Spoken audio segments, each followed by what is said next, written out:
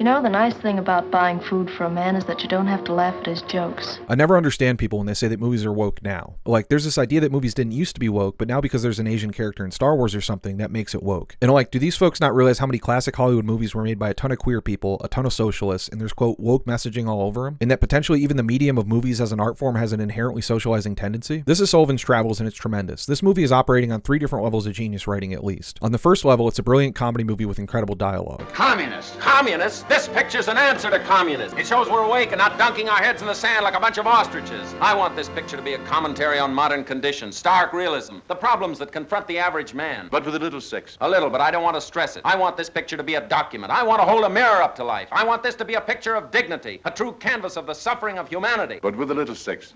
With a little sex in it. How about a nice musical? On the second level, this is a movie from 1940 that is strongly, and shockingly, advocating for both racial equality and prison abolition. And on the third level, this is a movie about how cinema as an art form has an equalizing effect on audience and society. Ostensibly, this movie is about a director played by Joel McCrea who is known for his light and breezy comedies. But he's unfulfilled artistically, so he decides that he wants to make a more serious movie based on the fictional novel Oh Brother, Where Art Thou? You want to make Oh Brother, Where Art Thou? Yes. Now, wait a minute. Then go ahead and make it. So he tells his bosses at the studio about it, but they point out that he's always been upper class. So now he wants to live like a poor person for a while to learn what it's like so he can make the movie while the bosses try and talk him out of it. But eventually they agree, and they say that they're going to send him with a documentary crew to capture the behind the scenes stuff in a big RV, but also to keep him safe. He's so valuable to them as a money-making director, so they want to make sure he gets back alive. There are some hijinks, and he ends up back in Los Angeles again very quickly, where he meets Veronica Lake, playing an aspiring actress that's just about to move out of LA because she's out of money. But she's also like lower middle class, so they decide to join forces so that she can act a little bit as his guide in the world of poor people. There's a nice repeated theme of them both not being able to handle being poor, which I love. They escape the documentary crew to try and make it more realistic, but they're very glad when they find him again, and they spend a little while resting in luxury. They decide to go out again, and there's more hijinks, including this gender-bending sequence of Veronica Lake dressed as a man. You know they were having some fun getting to do this. They live like poor people some more, and then they decide they've done enough researching. So they get nice digs in a hotel from the studio, and McCrea decides to go back one more night. And McCrea decides to go back for one more night. But this time, he's going to go back to the homeless encampment with $1,000 in cash and give it out to people. That's like $22,000 today. Some guy sees the money and decides to rob him and hits him on the head, concussing McCrea and takes it. And then that guy gets hit by a train, but he has McCrea's ID on him, so everyone thinks that McCrea died. McCrea wakes up in a daze, and some guy's kicking him off a train, so McCrea clocks him with a rock and gets arrested. And in a bit of great movie magic, he's in a daze through his trial, and he can't remember who he is, so he ends up getting sentenced to prison. The movie gets extraordinary here, as it surprisingly turns into a kind of a dark depiction of prison life. This is an abusive labor prison that is cross-racial. Both blacks and whites are prisoners here. McCrea has a hard time, as he keeps acting like he actually has rights, like the way rich white dudes interact with cops. When he tries to read a paper or talk to a lawyer, he gets hit or put in a sweatbox. So he has a bad time, but then the prisoners get to have a movie night. And it's hard to describe how incredible this sequence is, especially for 1940. It's surely one of the best scenes ever filmed, I think. The movie night is hosted by a black church near the prison who have invited the prisoners to participate. The scene opens with the minister telling the parish about it and then asking him to clear out the first few rows for the prisoners and to not make them feel unwelcome. And once again, brothers and sisters, we're going to share our pleasure with some neighbors less fortunate than ourselves. Now, won't you please clear the first 3 pews so they may have seats?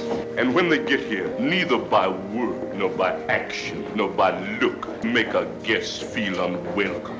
And I can't help but think this is a direct attack on white society and white laws at the time. By voluntarily giving up the first few rows, it inverts the busing laws at the time, right? Where infamously, black people had to give up their seats to white riders. But also the specific exhortation to be welcoming and not make them feel unwanted. Well, that's even going one step further in attacking, I think, the awful feelings of unwelcomeness that so many black people feel from society, honestly still to this day. Like, I think the movie is pointedly arguing for a world where it's not just black people and white people can shop at the same stores, but it's also arguing for a world where black people don't have to experience something like shopping while black. Like, it's not just about banning people, but also they shouldn't feel unwanted or unwelcome, which again, not a solved problem today, 85 years later, so it's wild to see in this era of movies. The scene continues as the prisoners arrive, and it's a masterful example of juxtaposing the black churchgoers with the prisoners. As the churchgoers sing, it cuts between them and the prisoners, and this again feels hugely radical, both as a statement for racial equality, as well as a statement of prison abolition. Like, in the social context of the time, I think it's saying that we treat black people like we do prisoners, and we treat prisoners like we do black people, both of which are obviously bad, especially when the movie has just spent several scenes showing prisoners getting dehumanized and unjustly abused. But also, the song that the black churchgoers are singing while the prisoners are entering is Go Down Moses, which is a spiritual dating back to slavery that has the haunting refrain, Let my people go. Let my people go. And they specifically shoot this to obscure the races of the prisoners as much as possible, first by showing them as silhouettes, then by showing them just as shadows entering the church, then as just chains and legs and prison clothing. And that's crazy political to me again. It feels like it's communicating that exploitation is exploitation, which strikes me as both advocating for racial justice and as a prison abolition statement. And honestly, socialist too, like it doesn't matter what race you are when you're getting exploited, which calls to mind the great documentary Harlan County, USA, where these black and white coal workers talk about how everyone is the same color when you're covered in coal dust. We'd be covered just black. We don't make every color when you went in it. You all be looked the same when you came out. Right? You got even with us. There's old brothers. Well, that's right. When you came out, the whites looked like the blacks, so it wasn't any different. So you know you was getting plenty dust.